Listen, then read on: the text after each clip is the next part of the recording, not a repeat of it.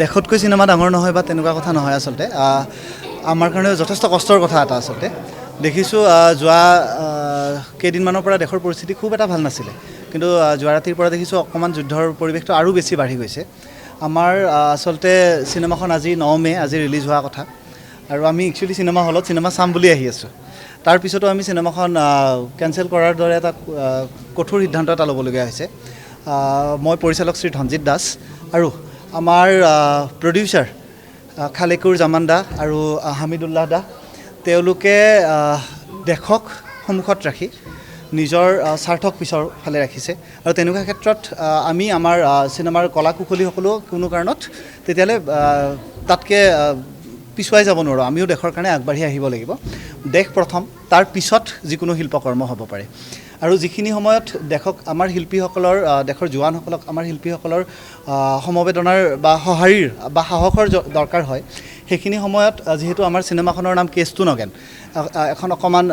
ধেমেলীয়া ধৰণৰ চিনেমা তেনেকুৱা ধৰণৰ চিনেমাখন যদি আমি হলত লৈ আহোঁ হয়তো আমাৰ এই দেশৰ যিটো আমাৰ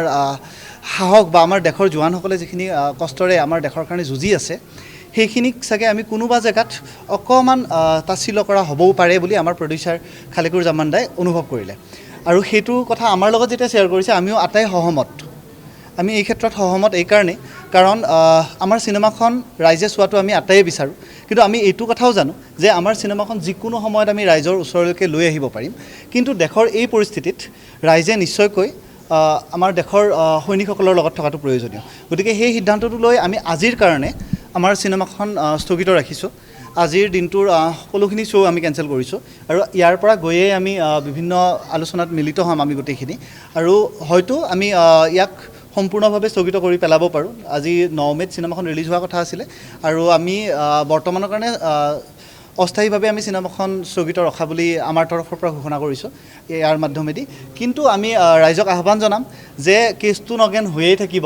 দেশৰ পৰিস্থিতি ভাল হ'বই হ'ব আমাৰ দেশৰ বীৰ জোৱানসকলৰ ওপৰত আমাৰ বিশ্বাস আছে গতিকে দেশৰ পৰিস্থিতি অতি সোনকালে ভাল হ'ব আৰু আমি অতি সোনকালে আপোনালোকৰ ওচৰলৈকে কেছ টু নগেনক লৈ আহিম পৰিস্থিতি ভাল হোৱাৰ লগে লগে আৰু এই ক্ষেত্ৰত আহিবলগীয়া বাকীখিনি চিনেমাৰ কথাও আছে তো কাকো অসুবিধা নোহোৱাকৈ আমি তেনেকুৱা ধৰণৰ আকৌ এটা প্লেনিং কৰিম আগতেও আমাৰ এইখন চিনেমাই অসমীয়া চিনেমাৰ স্বাৰ্থত দুবাৰকৈ পিছুৱাইছে গতিকে আজি দেশৰ এনেকুৱা বিপদাপন্ন অৱস্থা এটাত আমি এই চিনেমাখন ৰিলিজ কৰি আমাৰ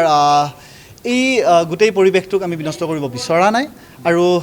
তাৰ বাবে আপোনালোককো ধন্যবাদ যে আপোনালোকে এই খবৰটো ৰাইজৰ মাজলৈকে লৈ যাব বিচাৰিছে আৰু ৰাইজকো ধন্যবাদ যে ৰাইজে এই পৰিস্থিতিটো বুজিব বহুতে টিকট কাটি থৈছিলে চিনেমাখনৰ প্ৰতি অভূতপূৰ্ব সঁহাৰি আছিলে আচলতে অহা 3 দিনৰ টিকট অলৰেডি বুক হৈ আছিলে তাৰপিছত তেনেকুৱা এটা ডিচিশ্যন লোৱাটো আমাৰ কাৰণে যথেষ্ট কষ্টকৰ আৰু যিসকল দৰ্শকে আমাক ইমান মৰম দি টিকটখিনি কাটিছিলে তেওঁলোকেও এটা প্ৰচেছৰ মাজেদি যাবলগীয়া হ'ব টিকটখিনি কেঞ্চেল হোৱাৰ ফলত কিন্তু তথাপি আমি তেওঁলোকৰ ওচৰত ক্ষমা ভিক্ষা মাগিছোঁ কিন্তু তাৰপিছতো কৈছোঁ দেশ প্ৰথম শিল্প তাৰ পিছত আৰু আমি শিল্পক লৈ দেশক লৈ আগবাঢ়ি যাব লাগিব গতিকে আপোনালোককো ধন্যবাদ আৰু ৰাইজকো ধন্যবাদ